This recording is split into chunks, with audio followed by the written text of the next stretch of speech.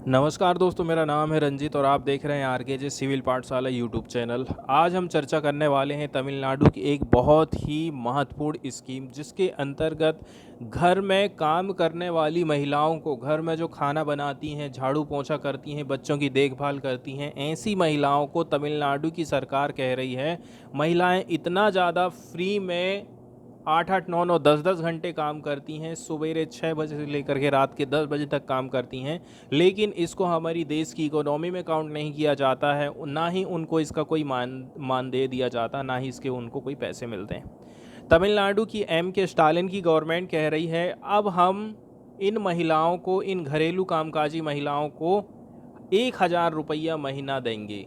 सरकार ने इस स्कीम का नाम रखा है कलाइगनार मागालीर उरीमई थिट्टम। ये है इस स्कीम का नाम। The women's rights grant scheme, इसको क्या बोला जा रहा है कि ये जो स्कीम है ये महिलाओं का अधिकार देने वाली स्कीम है। क्या स्कीम है ये स्कीम है राइट्स ग्रांट स्कीम तमिलनाडु की। To be rolled out on 15 September was the most populous of the 7 assurance by the chief minister K Stalin before came to the power.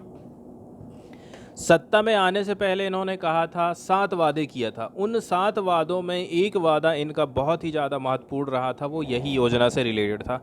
और साउथ के ज़्यादातर स्टेट जो है इस बात पर चर्चा किए हैं कि घरेलू जो कामकाजी महिलाएं हैं उनकी हमारे देश की इकोनॉमी में कोई भूमिका ही नहीं है। अनपेड वर्क करती हैं 8-8, 10-10 घंटे, और इसका जो परिश्रम है, इसका जो मेहनताना है, उनको नहीं मिल पाता है। 15 सितंबर 2023 को, 15 सितंबर को ही ये डेट इसलिए चुनी गई है क्योंकि डीएमके जो फाउंडर हैं CN अन्नादुरई, इनकी बर्थ एनिवर्सरी को सेलिब्रेट किया जा रहा था के स्टालिन के द्वारा। इसलिए इन्होंने कलाइगनार मागालीर उरुमाई थिट्टम स्कीम को लॉन्च किया है, जिसको हम इंग्लिश में क्या बोलते हैं, कलाइगनार वुमेन्स राइट ग्रांट स्कीम। यदि हम इसको अंग्रेजी में बोलें और यदि हम तमिल भाषा में बोलें तो कलाइगनार मगालिर उर्मई थिट्टम स्कीम है। 2021 में ये सत्ता में आने से पहले इन्होंने घोषणा किया था। अब लेकिन बाद में अभी इन्होंने क्लैरिफिकेशन दिया है कि देखिए, इस स्कीम को तो मैं 2021 में ही चालू कर देता, लेकिन इसको मैं इसलिए नहीं चालू कर पाया क्योंकि उस समय में स्टेट का जो रेवेन्यू था, स्टेट की जो कंडीशन है वो अच्छी नहीं चल रही थी। इसके चलते चलते मैं स्कीम को चालू नहीं कर पाया था। इस स्कीम के अंतर्गत कहा जा रहा है कि लगभग 1.06 करोड़ महिलाओं को शामिल किया जाएगा। इनको रिकॉग्नाइज़ किया गया है as a heads of families and इनको बेनिफिशरी के तौर पर देखा जा रहा है। इनको मंथली राइट्स ग्रांट दिया जाएगा, या फिर इसको हम बेसिक इनकम बोल सकते हैं, 1,000 रुपये की। इस स्कीम का इंटेंट क्या है, इस स्कीम का उद्देश्य क्या है? हमारे यहाँ पर जो अनइक्वालिटी मौजूद है, इसके अलावा महिलाएं जो अनक्वांटिफाइड वर्क करती हैं, जिसको हम कैलकुलेट नहीं करते हैं, जिसकी हम कोई गणना ही नहीं करते हैं, उस चीज़ को कैलकुलेट करने का काम किया जा रहा है इस स्कीम के माध्यम से। क्योंकि ये जो महिलाएं होती हैं हमारी सोसाइटी के लिए बहुत सिग्निफिकेंट रोल अदा करती हैं, और ये इन्वेस्ट करती हैं countless hours in both domestic responsibilities and external work. ना केवल घर के काम, इसके अलावा बाहर भी जाते हैं। गांव देहात में आप देखेंगे जो गरीब महिलाएं हैं, गरीब किसान हैं, जिनके पास खेती किसानी कम है, तो वो लोग लेबर नहीं लगाते हैं। अपनी पत्नी को भी लेके जाएगा, लड़की है तो लड़की को भी लेके जाएगा, घर में जितने बच्चे हैं सबको वो खेत लेकर के जाएगा और काम करवाएगा।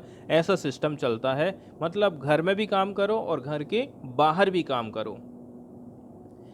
इसमें जो एंटाइटलमेंट दिया है 12,000 पर एनम, एक महीने में 1,000 है तो साल भर का हो गया 12,000 रुपया। इसका मतलब ये है कि हम जो रोजी रोटी है वुमेन की, उसको इन्हेंस करना चाहते हैं, उनका जो लिविंग स्टैंडर्ड है उसको बढ़ाना चाहते हैं। इसके अलावा वो सेल्फ रिस्पेक्ट के साथ में जी सकें, उनका छोटा मोटा जो खर्चा है वो खुद उठा सकें, इसलिए हम इस स्कीम को प्रोवाइड कर रहे हैं।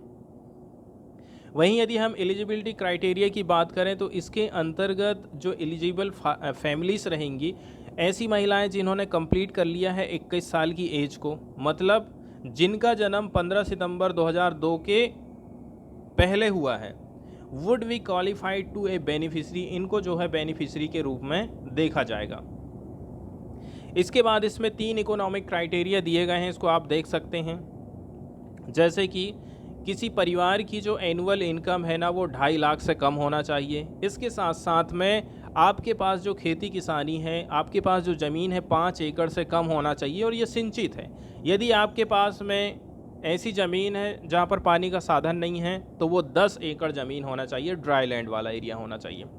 अगली जो शर्त रखी गई है उसमें बताया जा रहा है कि ऐसे परिवार जो कि 3600 यूनिट से कम इलेक्ट्रिसिटी कंज्यूम कर रहे हैं डोमेस्टिक यूज़ के लिए, वो इसके लिए आवेदन कर सकते हैं। इसके अलावा कहा जा रहा है कि यहाँ पर किसी भी प्रकार का इनकम सर्टिफिकेट या फिर लैंड रिकॉर्ड की ज़रूरत नहीं पड़ेगी सेपरेटली फॉर अप्लाइंग। यदि आप अप्लाई कर रहे हैं तो इसके लिए भी कोई सेपरेट तरीके से आपसे सर्टिफिकेट नहीं मांगा जाएगा। अब इसमें एक चीज़ का उल्लेख किया गया है, हेड ऑफ द फैमिली। तो हेड ऑफ द फैमिली का डिसीजन कैसे करके लिया जाएगा कि किस परिवार की मुखिया कोई महिला है, इसका निर्धारण किया जाएगा आपके पास में जो राशन कार्ड है उससे। फैमिली कार्ड के रूप में इसको यहाँ पर बोला गया है। तो फैमिली कार्ड में, राशन कार्ड में मुखिया के तौर पर यदि महिला का नाम है तो इसका मतलब ये है वही इस घर की मुखिया है।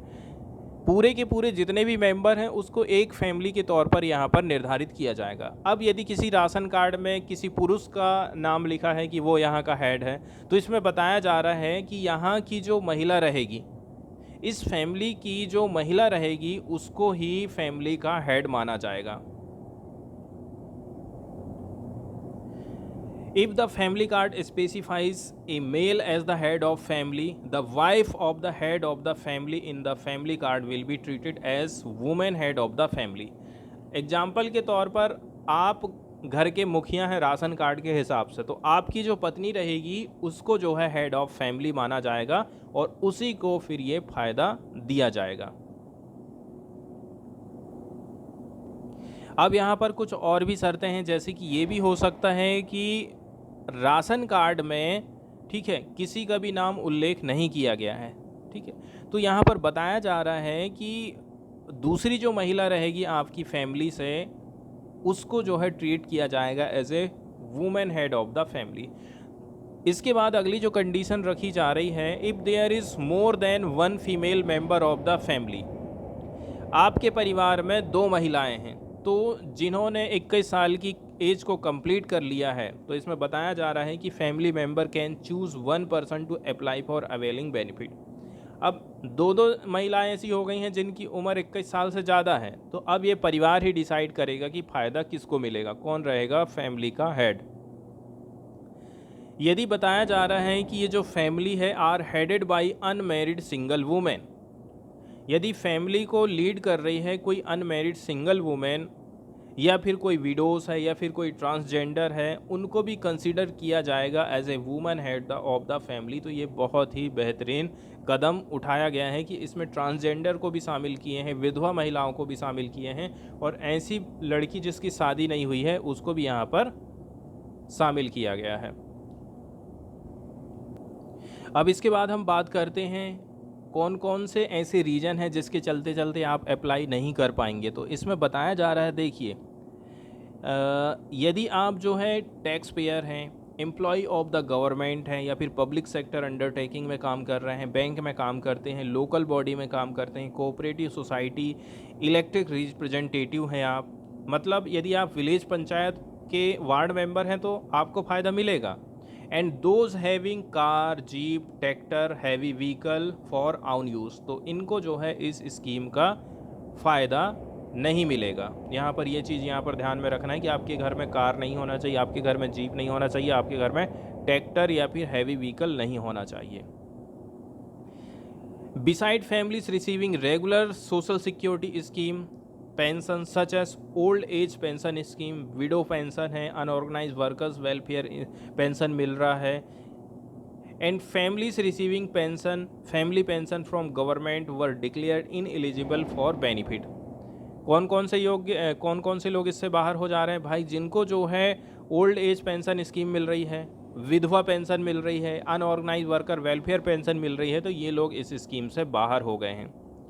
इसके अलावा लेकिन कुछ लोगों को इसमें शामिल कर दिया गया है, जैसे कि किसी को इंटेलेक्चुअल डिसेबिलिटी है, कोई जो है बुरी तरह से अफेक्टेड हुआ है, एक्सीडेंट हुआ है, या फिर किसी को पार्किंसन की बीमारी है, स्पाइनल कॉर्ड इंजरी हुआ है, मल्टीपल स्क्लेरोसिस हैं, ठीक है। इसके अलावा यदि किसी को मस्कुलर डिस्ट्रॉफी हुआ है, लेप्रोसी की बीमारी है, तो ये सारी जो लोग हैं ये इनको योग्य माना जाएगा और इनको इस स्कीम का फ़ायदा मिलेगा। अब यहाँ पर हम बात करते हैं कि इस स्कीम की आलोचना आखिर क्यों हो रही है। अब आप देखेंगे, आपने इस स्कीम को इतने ज़्यादा डिटेल में देखा है, तो आप देख रहे हैं यहाँ पर बहुत सारा इकोनॉमिक क्राइटेरिया रख दिया गया है गवर्नमेंट की तरफ से। एक चीज़ यहाँ पर दिक्कत ये हो गई है, शुरू में मतलब अगस्त के महीने में सरकार ने क्या कहा था कि देखिए, ऐसी महिलाएं जो कि डिफरेंटली एबल्ड पेंशन, जिनको विकलांग पेंशन मिल रही है, जिनको ओल्ड एज पेंशन मिल रही है, वो इस स्कीम के लिए अप्लाई कर सकते हैं। आपने ये भी कहा था यदि आपको Indira Gandhi national old age pension scheme मिल रही है तो आप इसके लिए अप्लाई कर पाएंगे। आपको chief ministers farmer security scheme का फ़ायदा मिल रहा है through the unorganised worker welfare board, ये लोग भी अप्लाई कर पाएंगे।